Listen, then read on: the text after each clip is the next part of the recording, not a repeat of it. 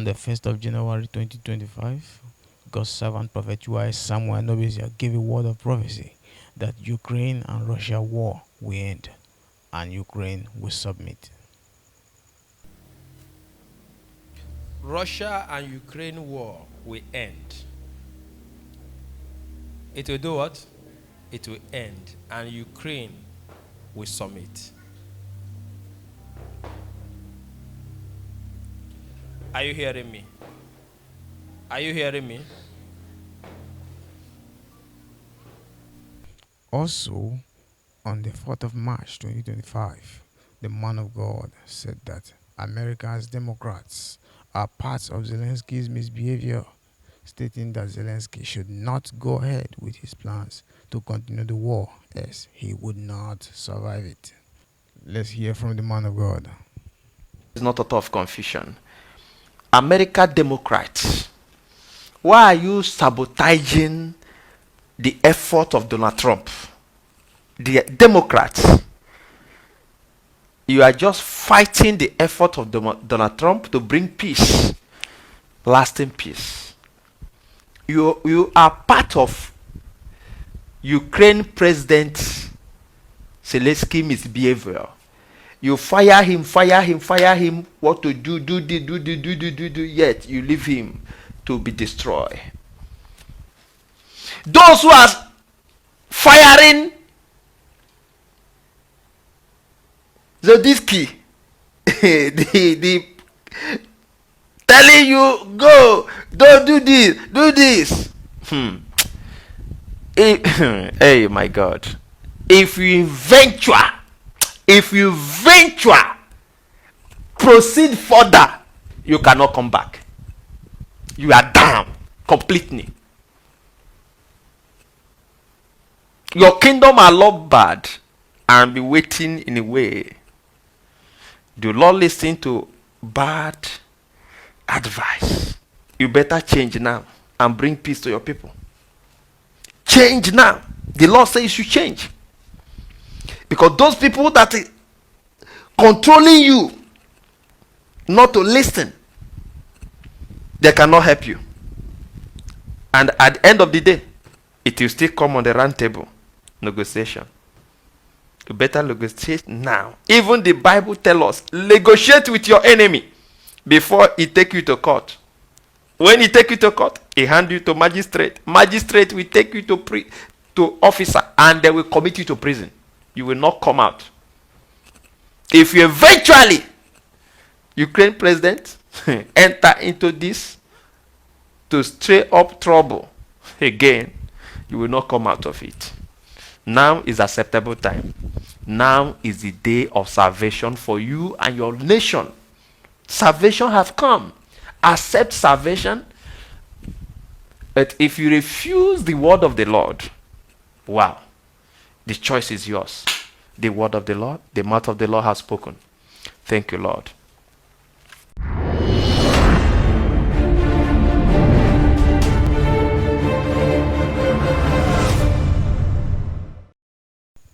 2 weeks ago, First Post reports that Ukrainian President Volodymyr Zelensky has made a significant U-turn on his stance on the Ukraine peace deal. He has expressed his willingness to engage in peace negotiations. The Ukraine president is now ready to sign the peace deal he walked out of.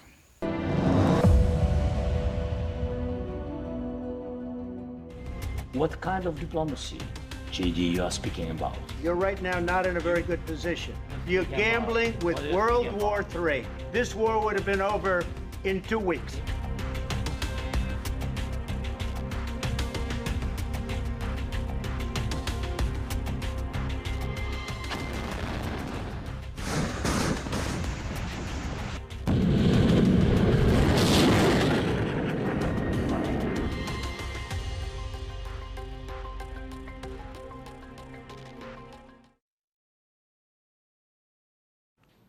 Donald Trump's gamble has paid off. This week, he suspended Ukraine's military aid. He cut off their most important lifeline, and it's worked in the way that he hoped it would.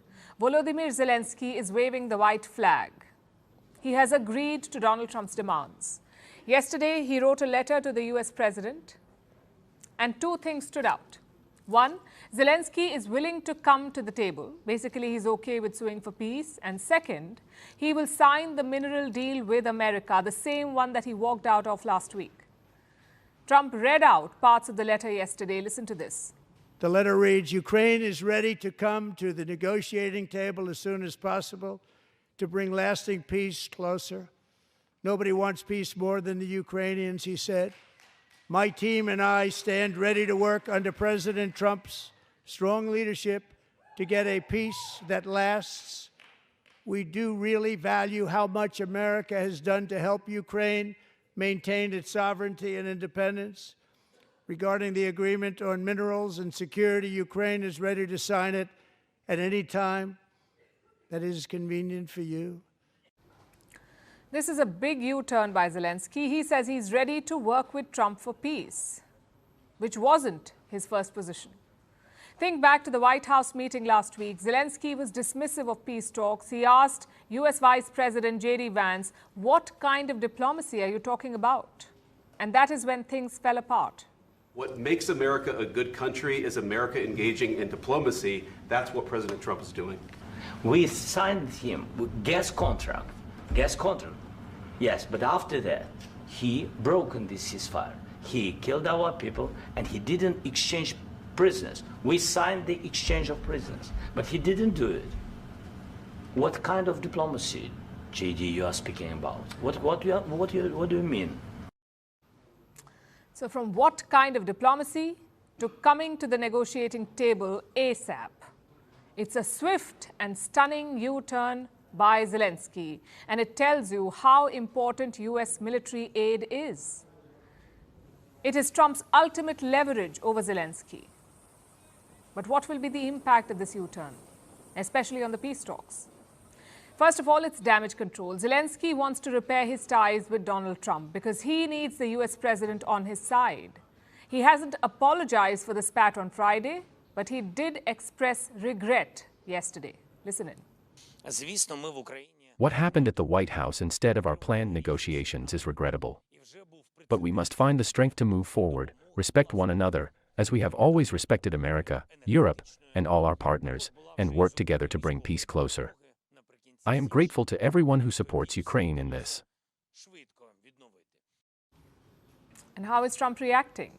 He says he appreciates Zelensky's letter. And surprisingly, so does Russia. The Kremlin has released a statement. They're calling Zelensky's letter a positive development. But will it translate into concrete talks and ultimately a peace deal?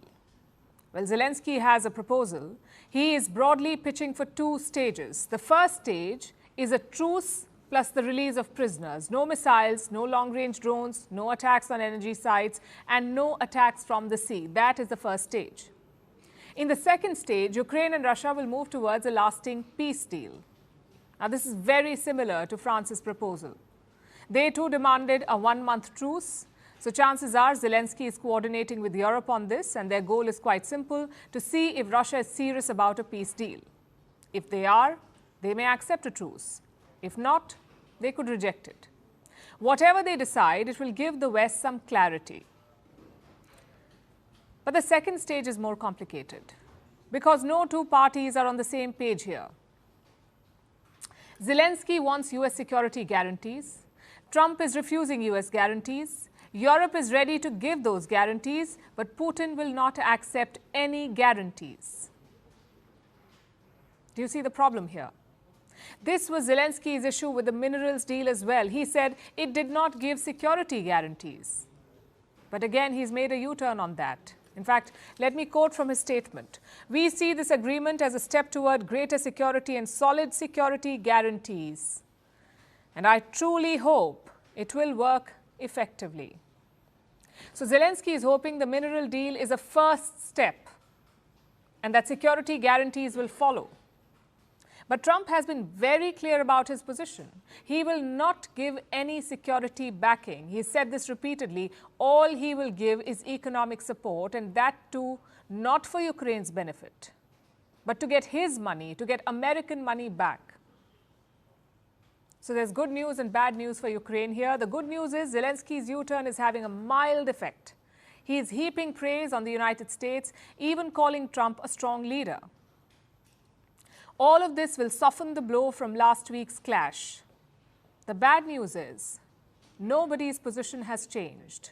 We are exactly where we were last Friday. And Trump was right back then. Zelensky does not have the cards.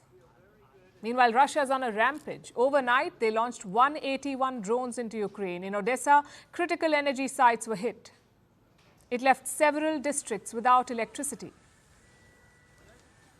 In Pavlograd, missile strikes were reported. They damaged 2 power plants. So the Russian attack is relentless and expanding, which is why Zelensky wants a truce. He desperately needs some time to get his affairs in order, to reset his ties with Donald Trump, and to chart out a war plan. This U-turn may buy him some time, but it won't really improve his position, neither on the battlefield nor at the negotiating table.